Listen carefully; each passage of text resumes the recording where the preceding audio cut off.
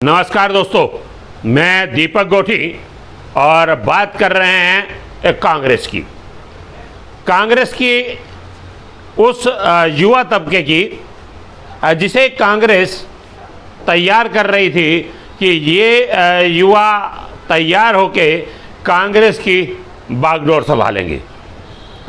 राहुल के विश्वसनीय, शायद मुझे ये लगता है कि राहुल की इस टीम को चुनने में कहीं ना कहीं लोग तो कहते हैं चूक हुई और मैं ये कहता हूं कि बेवकूफ़ी हुई।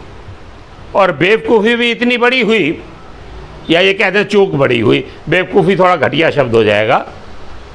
इस चूक के लिए मैं सबसे बड़ा दोषी जहां राहुल गांधी को मानता हूं, उसके साथ साथ राहुल गांधी की उस टीम को भी मानता हूं जिस टीम ने उन्हें सजेस्ट किया या जिस टीम ने विश्वास किया। मैं सबसे पहले ज्योतिरादित्य की बात करता हूं। ज्योतिरादित्य राजघराने का वो व्यक्ति, वैसे तो मैं ये नहीं कह सकता कि बीजेपी की छाप उस पर थी।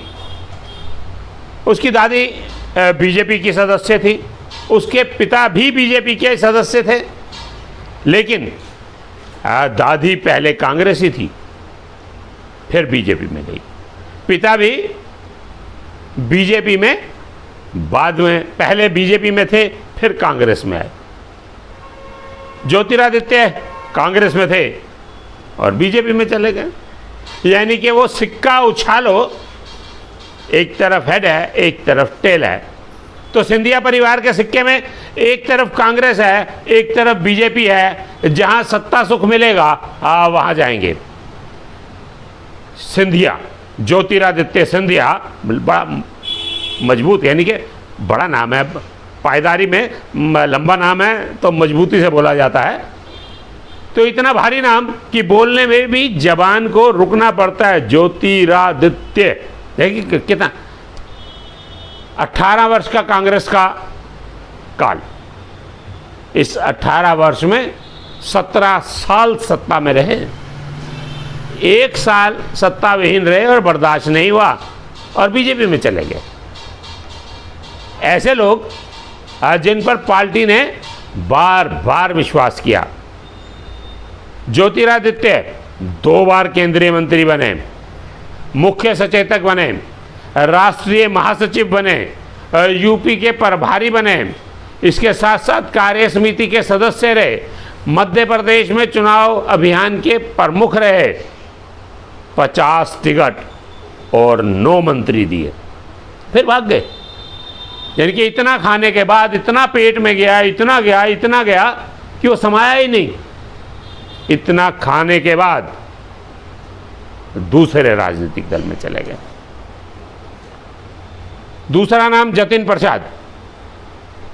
बाप का नाम बहुत बड़ा, बाप के नाम की विरासत को लेकर चले। 2001 में पार्टी में आए, 2004 में लोकसभा के सदस्य हो गए, 2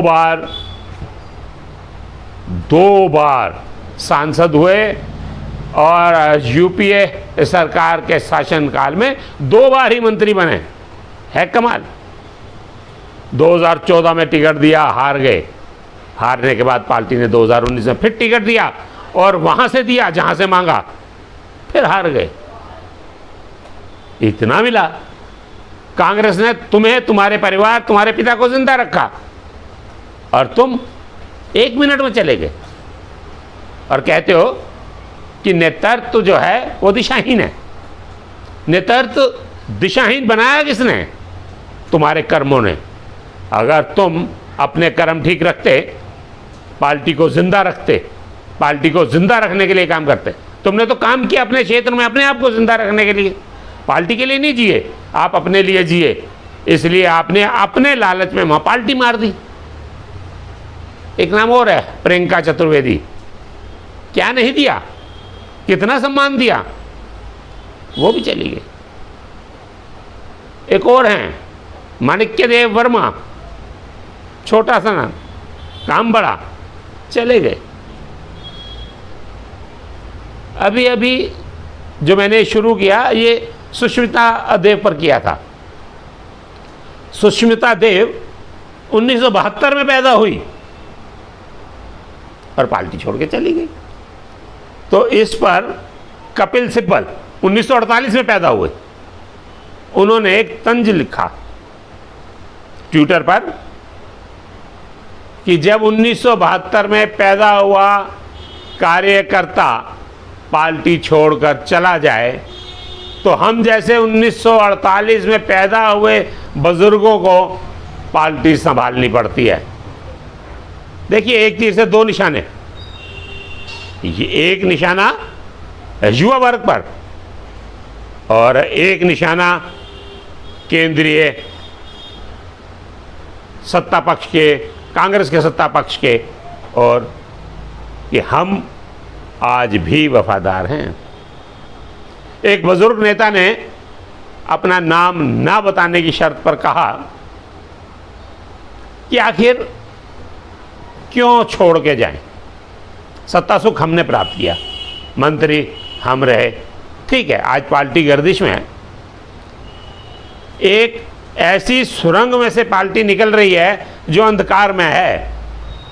आगे प्रकाश है या नहीं इसका नहीं पता, लेकिन राहुल का ये बयान कि जो लोग डरते हैं वो चले जाएं, नहीं चाहिए, जो बाहर हैं और जिनमें डर नहीं है वो पार्टी में आ जाएं। ये कोई बहुत बढ़िया बात थी। जो पार्टी में डरे हुए हैं उनका डर क्यों नहीं दूर किया जाता? जिन्होंने पार्टी की सेवा की है उन्हें तो आप कह रहे हैं डरे हुए तो चले जाओ, आरएसएस समर्थक हो। पार्टी उन्हें रोकने के लिए, उनसे बात करने के लिए जमीनी स्तर पर क्यों नहीं आते? आज भी राहुल गांधी से मिलना प्रधानमंत्री से मिलने से ज़्यादा मुश्किल है, क्योंकि दिमाग में आज भी कांग्रेसियों के सत्ता सुख है। इन्हें थोड़ा सा नीचे उतरना पड़ेगा, पार्टी लेवल पर आकर जनता के साथ ग्राउंड लेवल पर काम करना पड़ेगा। जिंदा कांग्रेस मरे हुए अन्य राजनीतिक दल से बहुत बड़ी है। कहते हैं मरा जिंदा हाथी लाख का, मरा 1.25 लाख का, एक कहावत है। तो पार्टी अभी मरी नहीं है, सांसद हैं, बढ़ सकते हैं। जब 2 से 300 कुछ हो सकते हैं, 54 से 400 कुछ भी हो सकते हैं। मेरा मानना यह है कि रीशफल की आवश्यकता है, लेकिन रीशफल किसका हो? जो पार्टी का वफादार है उसे पार्टी में सम्मान मिले, उसे जिम्मेवारी मिले। आज आप ब्लॉक अध्यक्ष के लेवल तक आपको उतरना पड़ेगा। आप एक तरफ बात करते हैं पार्टी को बचाने और बढ़ाने की, दूसरी तरफ बीजेपी वाले पन्ना प्रमुख तक पहुंच गए हैं, आप ब्लॉक अध्यक्ष तक नहीं पहुंचते। वार्ड अध्यक्ष हमारा जो है उसे केवल आप भीड़ इकट्ठी करने का साधन समझते हैं। इसके लिए आपको निचले स्तर पे आके जिम्मेवारी सौंपनी होगी और उसका प्रभारी बना के उससे पूछना भी होगा कि क्या काम हुआ, तैने क्या कराया।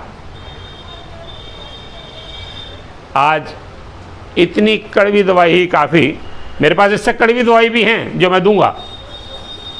मेरी मजबूरी है कि मेरे पिता, मेरे बाबा और मेरे बूढ़े बाबा कांग्रेस के साथ जुड़े रहे। मेरे बूढ़े बाबा लाला लाजपत राय, जिन्होंने आज़ादी की लड़ाई में साइमन कमीशन में लाठियां खाई और शहीद आजम भगत सिंह ने उन लाठियों का बदला लिया। मैं उस परिवार से हूं, इसलिए मुझे कांग्रेस के ज़िबा होने पर तरस आता है, अंदर से दुख होता है। इसलिए मैं कहता हूं कि कांग्रेसियों, अपना वजूद जिंदा रखने के लिए कांग्रेस को बचा लो। आज के लिए इतना, फिर आगे बात करेंगे। जय हिंद।